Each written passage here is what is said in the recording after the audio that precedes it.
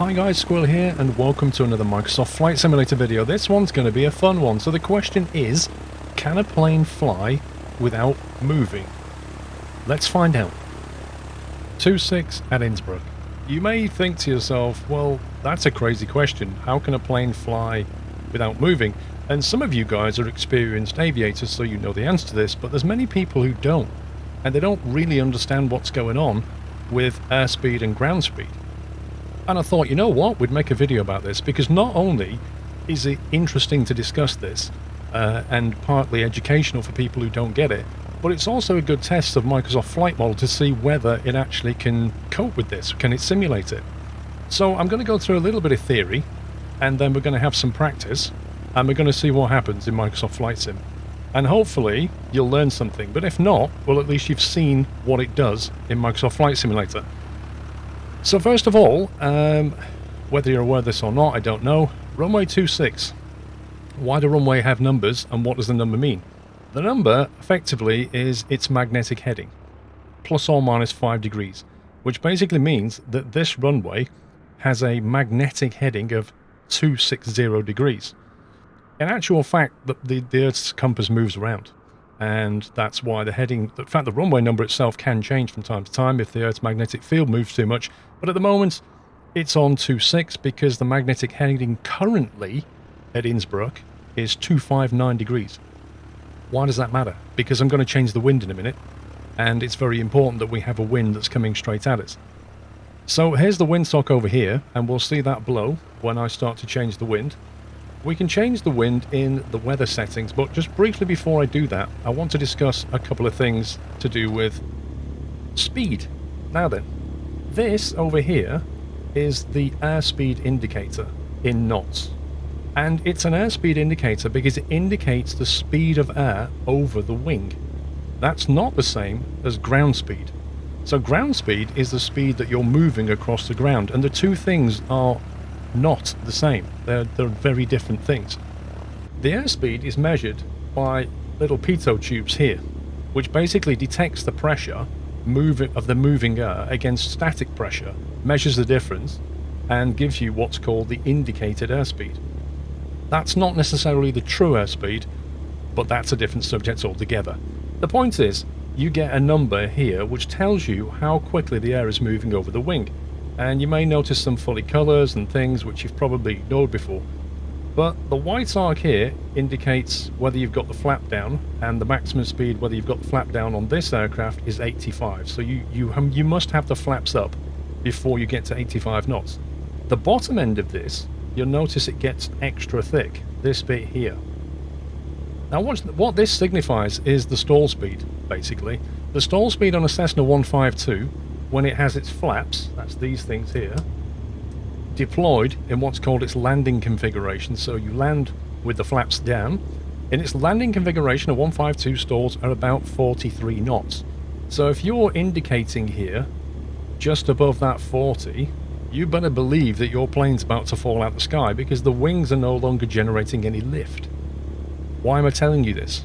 Well, if we can have the wind push down the runway at us, and we can get the wind above 43 knots with the flaps down, does that mean we can take off? Because we're generating enough lift on the wings. And that's what we're going to find out. So let me just flick to the external camera, this one here, because the external camera actually allows me to show what's going on in terms of airspeed and that kind of thing, and it also gives us a little bit of control over the aircraft. Let's just... there we go. That's better. That's a decent view. Right then, so if we go to the top menu and we go to the weather, we can actually change what the wind is doing. We click on here, that you can have multiple wind layers, but I've only got one. So we click on this and we can see that currently the wind is 5 knots and its direction is 270, and we can see that on the windsock. In fact, if we was to move that, then that should, in theory, he says, spin around. Why are you not moving? You should be moving. Let's go do that. Oh, there we go. So there's two settings, the wind and the gust. The wind is like the constant flow, and the gust is variable. Because you know what it's like when you go outside. It's very rarely constantly windy. It generally blows in gusts. So we can adjust both numbers, but the first thing I want to do is set this to be as close to 259 as I can. And bearing in mind it's quite tricky, because there we go, I'll do 260, because this is the magnetic heading of the runway. Come on, fiddly. There we go. So that should be coming out as right down the runway now on that windsock. And effectively what I want to do is increase this speed here until we get to some element of lift. Now, we're on the ground, so if we started to move forward, like in your car or whatever, if you started to drive forward, that would be your ground speed. If this is going to work, if I can push enough air across this wing, in theory, I can make the plane take off, but we won't actually be moving. And this is going to be a bit difficult to control if it happens, because I'm going to put some very, very strong winds at work here, and I need to try and keep pointing forward, and hopefully I'll use enough propeller to just mitigate the wind and stay roughly where we are. Now, the gusting I can't do an awful lot about, because the minimum I can make the gust speed is 100%. Ideally, sorry, 50%. Ideally, I'd make this to 0, but if I type 0 in, it just ignores it. Because I'd like to have just constant wind. I don't really want it gusting up and down. So the best thing I can really do is just make it so that it's gusting very, very frequently. And that way we get something approaching a constant wind. Because if I do this, what will happen is every now and again it will just randomly throw a gust at me. So I'd rather have this. It's a bit easier to deal with. So let's just move this out the way slightly, because you're going to want to look. In fact, I'll move it over here. No, I'll move it here. It's fine. You're going to want to look at the airspeed and what it's doing, and I've got the flaps fully deployed, so the only thing I'm going to do is take some weight out of the aircraft. I'm going to make us so that we weigh absolutely nothing, and I'm going to bring this down. Should have done that one. I'll bring this down so we've just got, what's that, about 7 gallons of fuel. So we're basically like a paper bag right now. We don't weigh very much. We're not moving anywhere, that's fine. I'm going to take the parking brake off, and just to prove to you that I can move around with the propeller and the rudders. There you go. So we're fully operational. I'll just keep the RPMs down here about 1,000. I'm holding the brakes with my feet, and I'm going to start to bring the wind up, and we'll see what happens. So we're going to go to 40 knots. Now 40 knots of wind does not translate into 40 knots of airspeed. It doesn't work that way. But you can see the wind is already picking up nicely. So let's move it up. Let's go to, like, say 60 knots. You can see the needle's already moving. More or less when it gusts is when you'll see it really kick. Can we take off at this point? Well, let's pull the elevator back. Increase our angle of attack. You can see, by the way, the angle of attack is indicated here. That's the angle that the wing is presenting to the moving air.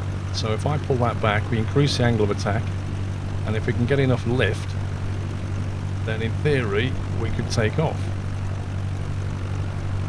The answer is not yet. Right, so 60 knots. Let's try 80 knots. Airspeed needle's moving around nicely. Pulling the elevators back, trying to not get... Oh, there you go. Trying to not get a tail strike, sorry. You can see it's going. It's actually getting close to moving. Let's try like 100 knots. Now I can see the airspeed needle, and it almost took off. Oh, here we go, there we go. It wants to go. I'm going to give it a bit more propeller just to mitigate so I don't get blown backwards. Let's see if I can get up in the air. There we go. You heard the stall horn go. There we go, and we're up. Now I'm just going to put the propeller in. Ooh. I've got damage turned off, obviously, because otherwise this would be a futile exercise. This is why people don't fly in strong winds, because it's highly uncontrollable. Okay, I'll put the propeller in.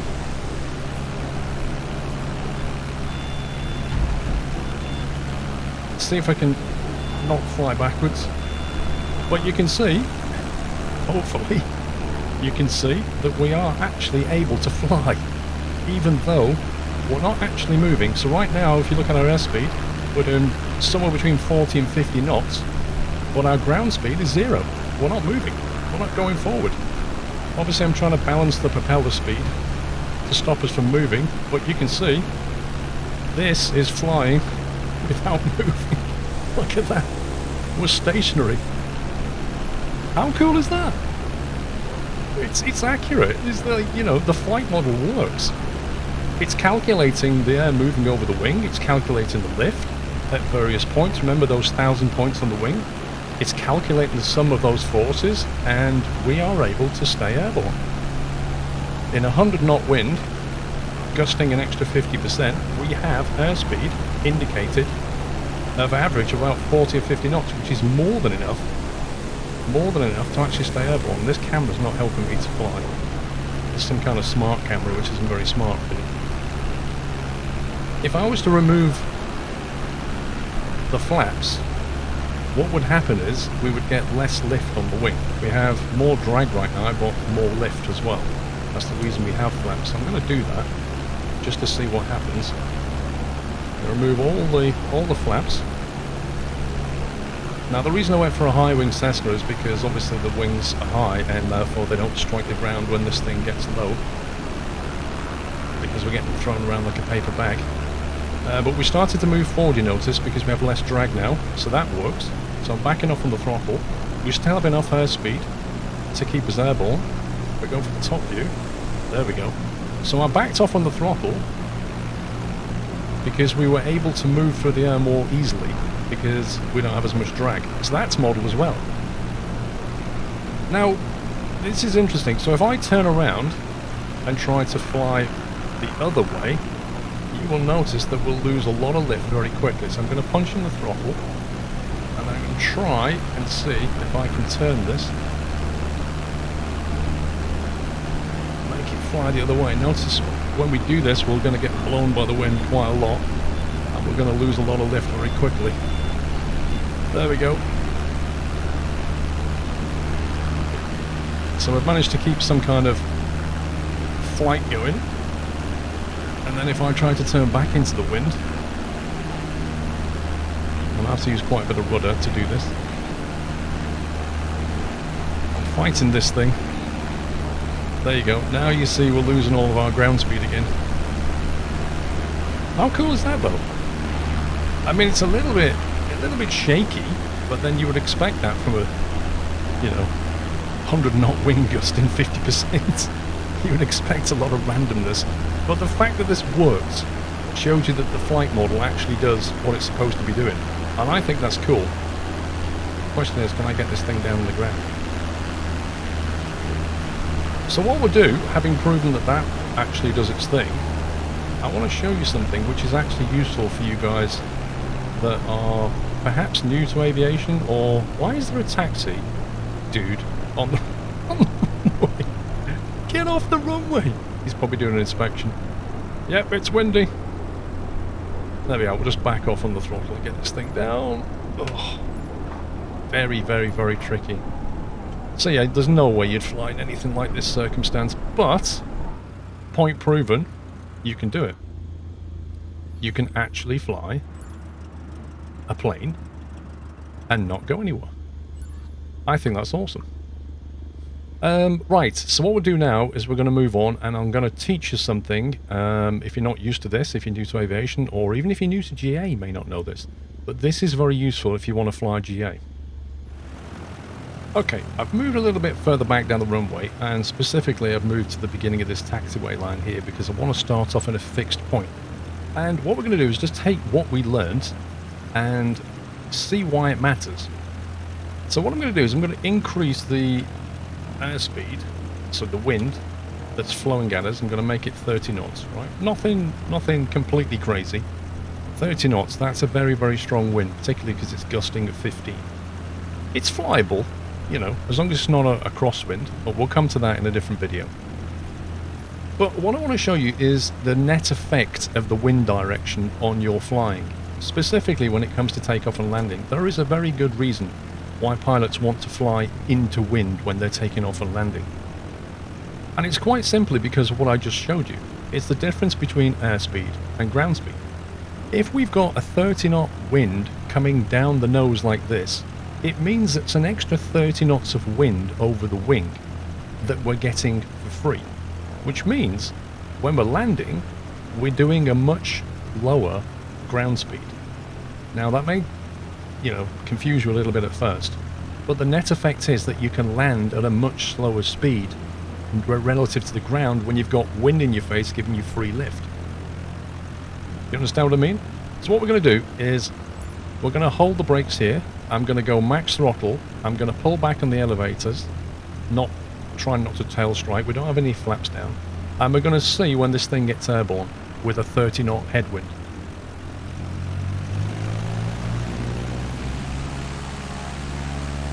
So there we have it. You can see the start position. We have full throttle. Parking brake is about to get released. Pull back on the stick. And see when it actually wants to fly. There you go. Right there. I've just paused it. That is the point where the plane starts to fly. As you can see, well, I did that. But you can basically see that just in the middle of the taxiway, this thing is fully airborne. If I unpause it, you see I'm completely able to keep airborne and fly, because I've got 30 knots over the wing for free. That's what's going on here. So what we'll do now is we'll land, try it again, but we'll get rid of the wind. Okay, test number 2. We'll get rid of the wind completely. There you go. Gone. Windsock is completely dead.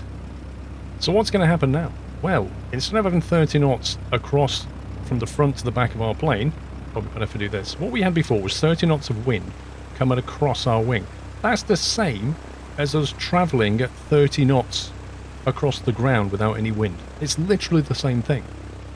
So we're not doing that anymore, but it's like we started off with 30 knots of ground speed for free. Now we don't, which means we have to build that up. The net effect of that is going to be that we're going to take off the ground later, because we've got to build up our ground speed now in order to get the air to flow over the wing and give us the lift. So let's try that out. We'll go to the top view. You see him in the same position. We'll throttle up. Elevator. Parking brake released.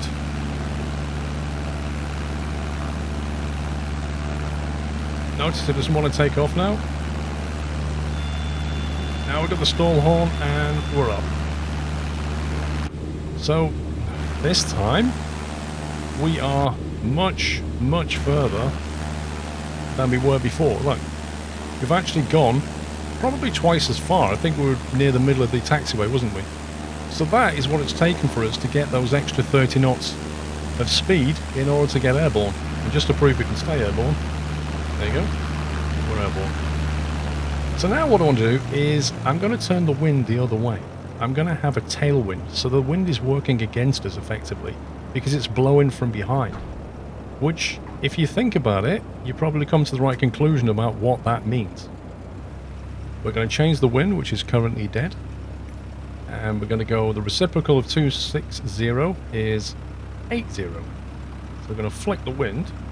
I wish you could type, oh, just type into the number, by the way, you can't do that yet.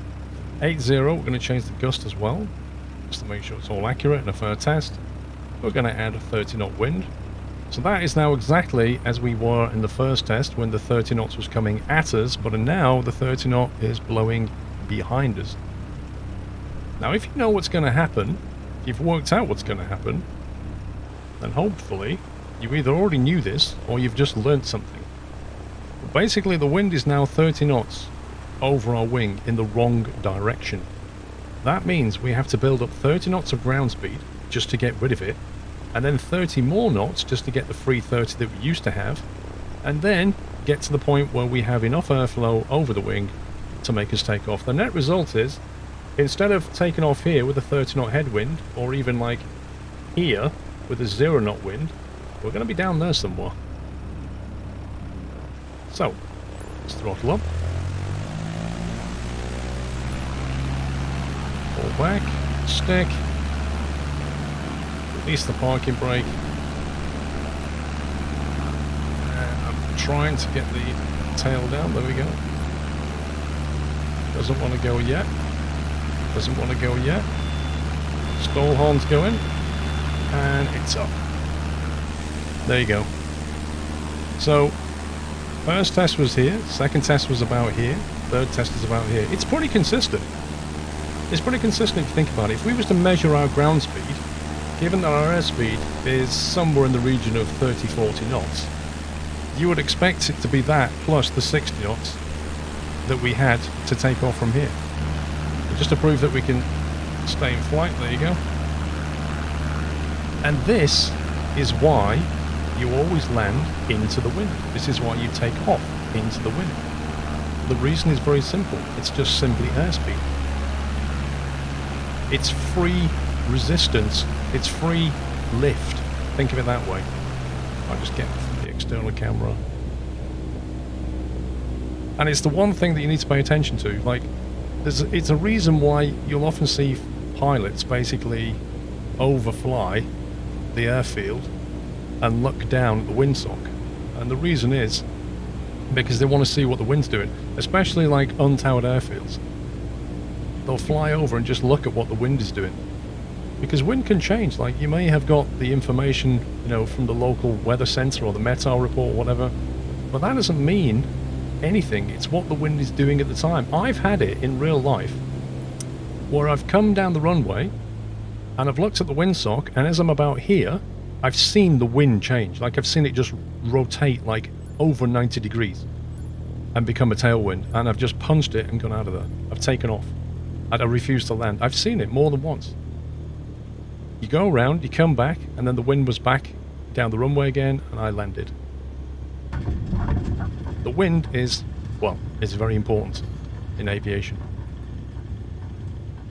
So, I hope you enjoyed the video and the testing that we just did, and I hope you even learned something if you didn't know it before. So that is it from this video. Please give me a like if you enjoyed it. Don't forget to subscribe if you want more Microsoft Flight Sim content. If there's anything in particular that you don't understand that you'd like to see tested or learn about, just please give me a comment, and I shall do my very best. Until the next video, guys, take care and happy flying.